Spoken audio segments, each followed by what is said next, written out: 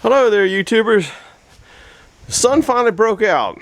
Anyhow, this is kind of the reason I started YouTube years ago is because I was trying to help people out. Still trying to help people out, but now it's kind of getting to be a little bit of, I guess, show also, or just enjoy watching that kind of stuff. But really, my intent was to help people out, and I didn't know how to send pictures. Well, Wayne over there at Wild Wayne's World Garage is working on a building, and I told him how I put trusses up and that kind of stuff. So I just kind of send this to him to kind of give him a hand. Now, I did not build this, but you can see those metal things, and I guess they're all right. I mean, we had this building built, and this building was all inspected and stuff like that. It's a porch. They got laminated columns up there and all that kind of stuff, but we're talking about all that steel that holds all those in place. Not a thing wrong with them.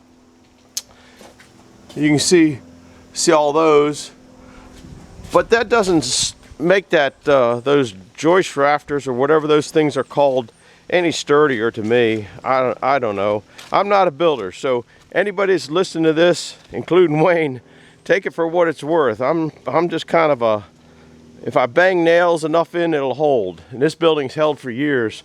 But see up here how I put a board in there, then I get it up higher to go up to the top of the those are 2x6 oaks up there, and just tie them in that way.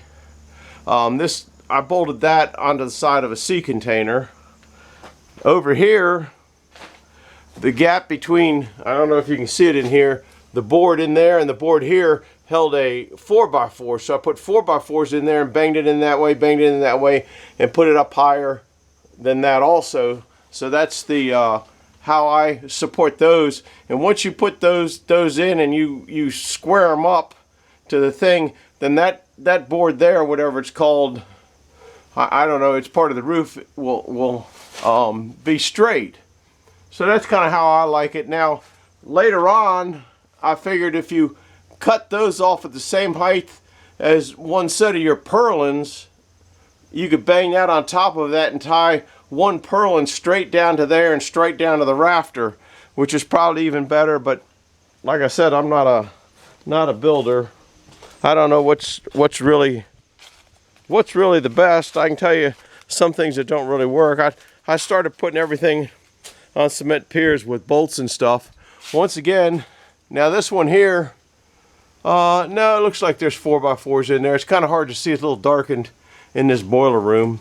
Not to mention it's been blackened up a little bit over the years. Wish maybe this way there'd be more light. There, the boards are a little bit, I think it's coming in, are a little bit, they're 4 inches off because one goes that way and one comes this way, but they're tied into the same board. But this building's taken an awful lot of snow. We had that big snow years back. Now we're run down to, I'm trying to help them out in a couple little areas. And like I said, I don't know how to edit, so this is going to be straight run. Uh-oh, got to take the emergency brake off. See the red light? There we go. Everything's still pretty muddy here, though. The rain, we did get a pretty good rainstorm come through last night.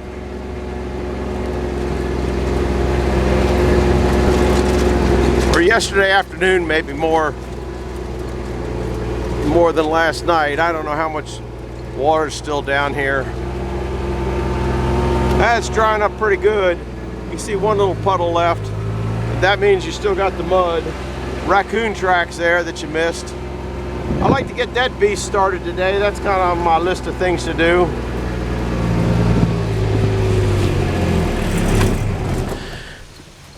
But here, Wild Wayne, now these beams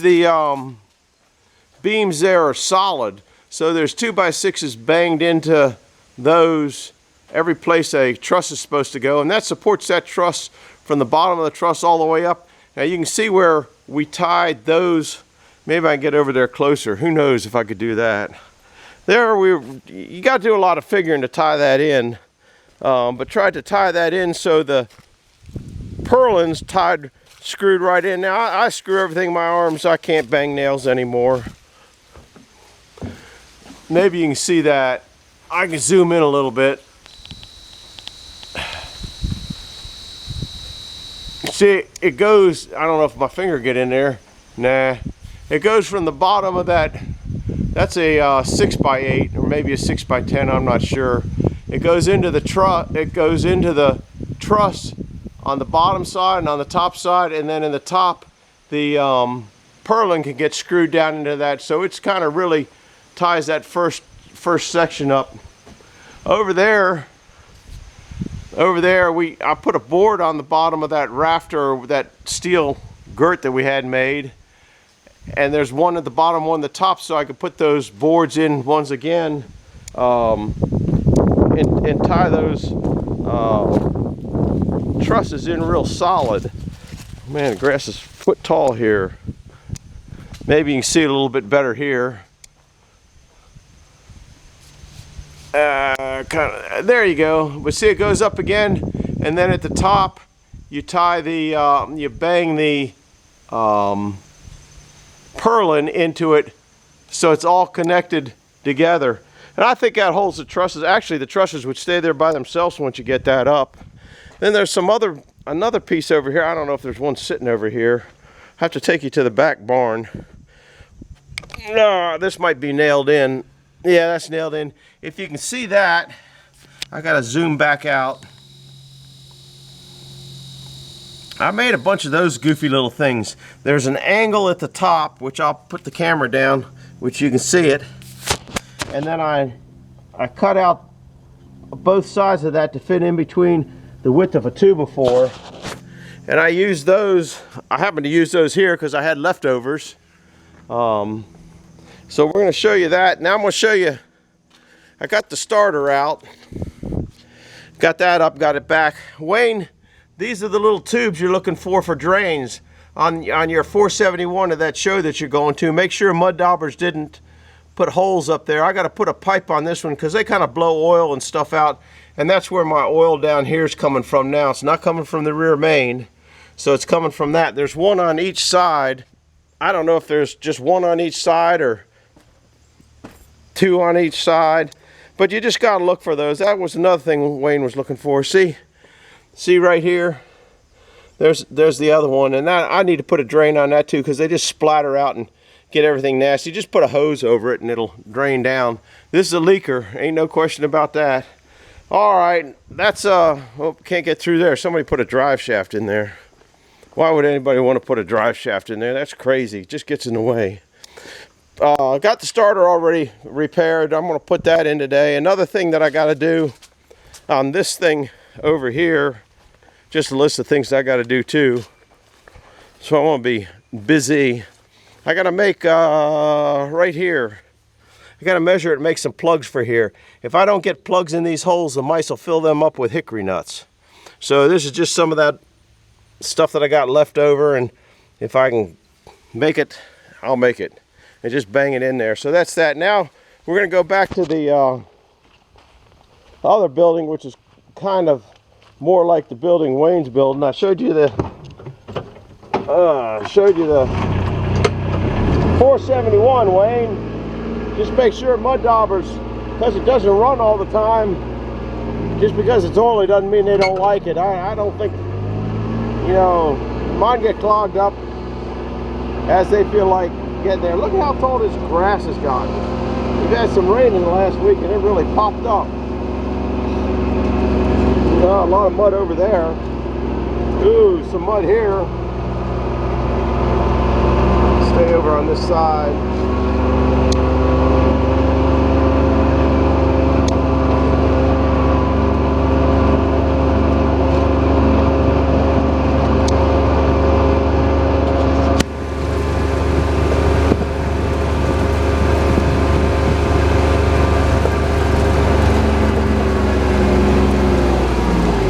Do a short stop here. I'll turn it off so I'm not competing with the noise. Now, like I said, I'm not a builder and I don't know what I'm doing, but this seems to work pretty good. I don't know if I can get in here. Here's how I did it here, Wayne. Same kind of thing. and it looks like, well, I'm tying these into one side of it and tying the roof rafters. Oh, look at that wasp nest. Whew, that could hurt you. They're pretty docile, so I don't think they're gonna mess with me. We need the bees, so I'll let them be if they get to a point where they're gonna be in the way. But you can see how I put those up. I don't know what I did over there. I guess I put a board on the back side and up to get that. These were just rafters. All the woods that those guys could build nests in. There you can see I did the same thing. These were solid 6x8s up there, and I used 6-inch up, but I wasn't into tying the purlin into that yet. That was something that came about later on that was just I think a better way of doing things. I'm trying to think what else pointers. Oh yeah, on the you can see all of them back there.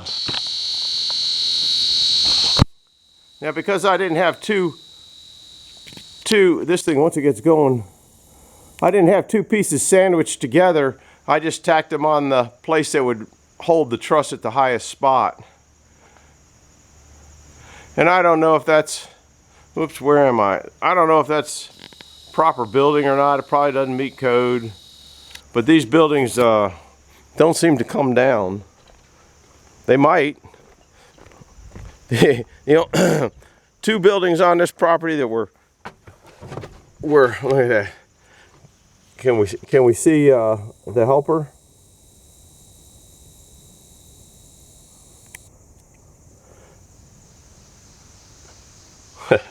Daggone deer. Forest rats.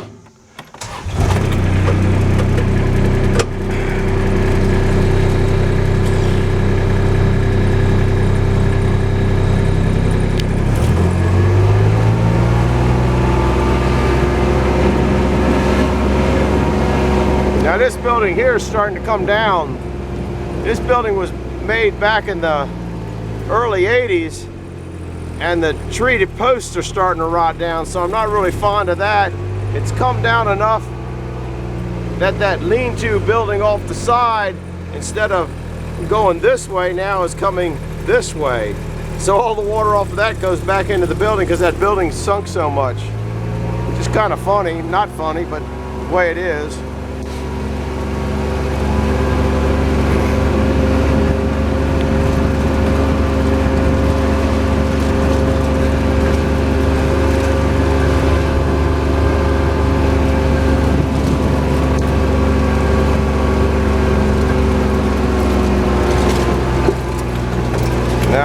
You guys shouldn't even be looking at this building, but I'll bring you back here. This building is a, it's not even bolted together. It's not bolted together. It's not bolted down. It's just kind of, I don't know what holds this building up, to be honest with you. Like I said, I'm not a builder. And I'm sure before too long it'll come down. But I got the same, remember those thin pieces up there at the top, okay, to run those whatever they are up to make them a hit up there.